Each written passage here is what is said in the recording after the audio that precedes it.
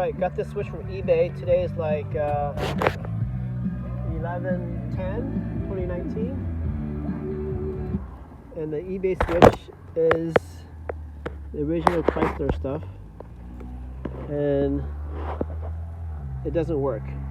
So the door lock switch here, so windows work when you open the door locks.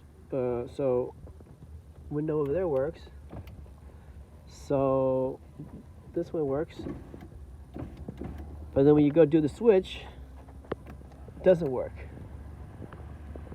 And then when you press this button out, that means it's unlocked, and then it's supposed to work.